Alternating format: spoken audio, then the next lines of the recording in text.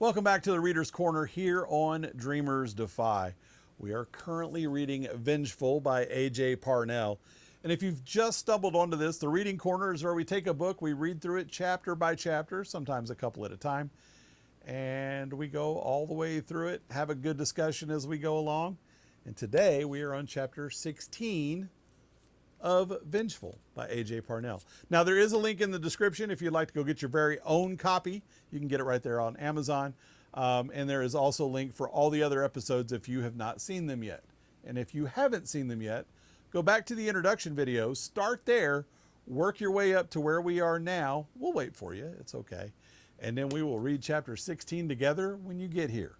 For those of you who have been here all a while and are on pins and needles, wondering what's going to happen in chapter 16, let's get to that, shall we?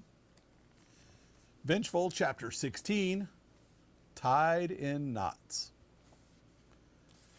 Watching Martinez hold the door open for Kitch, Rogers could not help but imagine that anyone who encountered the jittery man would believe that he hadn't been manhandled. Rogers doubted he had ever witnessed a suspect sweat so much during questioning, though considering the information Kitch had just shared, he could see why. On shaky knees, Kitch looked back at him. "I'll cooperate in any way you want, but please, if at all possible, could we keep this information confidential?" If Kitch was looking for sympathy, he was going to be waiting a long time. "Mr. Kitch, you do realize you've committed multiple crimes, right?" Stammering, Kitch tried to defend himself. I made a mistake, all right, but I would never hurt anyone." Angry, Rogers stepped up to Kitch, looking him in the eyes. "I find that hard to believe, Mr. Kitch, considering that you knowingly put dozens, if not more, vulnerable patients in the care of a woman who you knew had no qualifications, no formal education, and no freaking training to deal with the mentally ill, just to save yourself the trouble of having your illicit affair exposed." Clearing his throat, Martinez brought up the more pressing matter. "Were you responsible for the break-in?" Kitch shook his head. "No, I was sure Miss Davies would be smart enough to keep that damning evidence somewhere safe where I wouldn't have access to it." "Then why dig through her desk?" Rogers asked. "On the off chance that she would have been nervous about the break-in and brought the blackmail material here with her to keep it safe." Rogers scrutinized Kitch. "And you're sure you've had nothing to do with her disappearance?" "I swear to you I don't. Please, I need to get back to my office," Kitch pleaded. "We have a staff meeting in 5 minutes, and people will be wondering where I am." Stepping aside, Rogers motioned for him to leave. "If we have any more questions, we'll be in touch." Stumbling down the hall like a stunned deer, Kitch headed off. "Think he's a flight risk?" Martinez asked. The man was a lot of things. Stupid for getting involved with someone like Davies. Dumber still for giving in to her demands. Excuse me. And ensuring her a place of power. And a coward for not owning up to his mistakes. But he was not strong enough or rich enough to live life on the run. No, he isn't going anywhere. Looking back at Abigail's office, Rogers motioned for Martinez to close the door. "Let's go. We aren't going to find anything else in there." Following him out and closing the door, Martinez commented, "Well, you can't say that wasn't informative." Laughing, Rogers agreed. "It was, and damn entertaining, too. I haven't seen a man squirm like that in years." "Think he had anything to do with Davies' disappearance?" Rogers snorted. "I seriously doubt it, but we should keep an open mind to any and all possibilities." In his gut, Rogers believed the man had nothing to do with Davies' disappearance. It was obvious that he was terrified of the woman. He didn't have the stones to cross her, let alone kidnap, kill, and dispose of her body.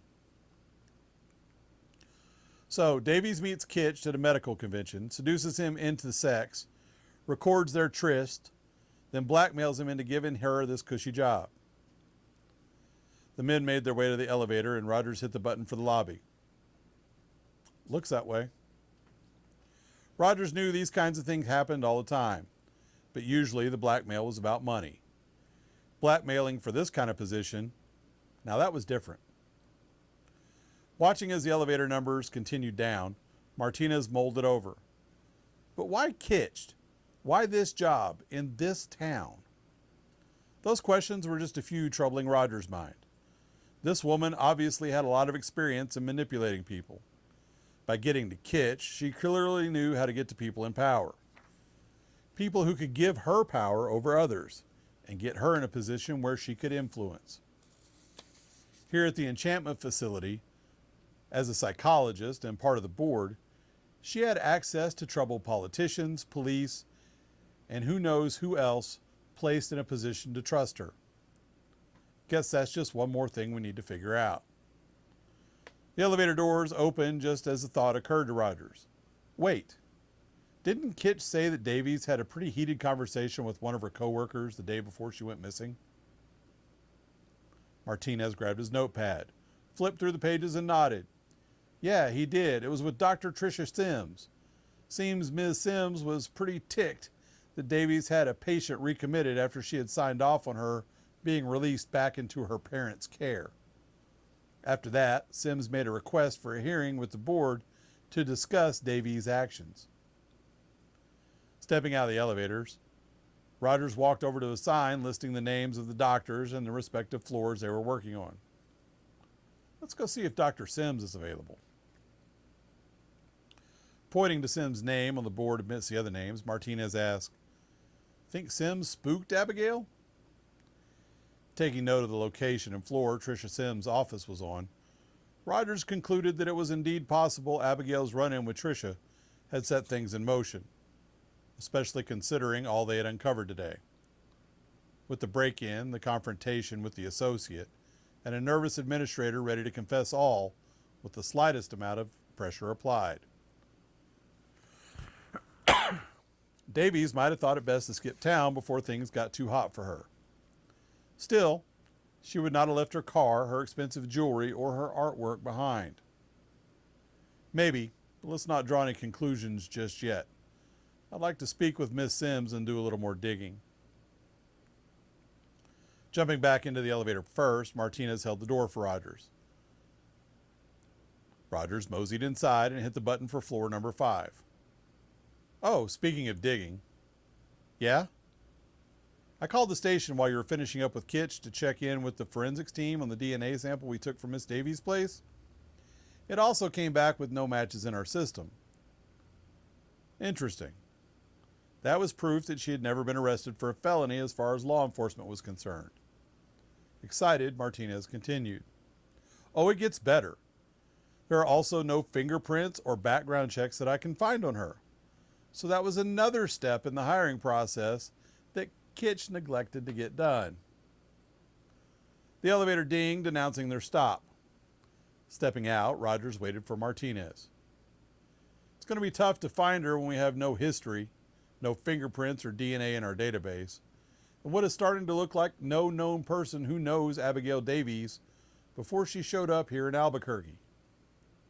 At a loss, Martinez asked, "So where do we go from here?"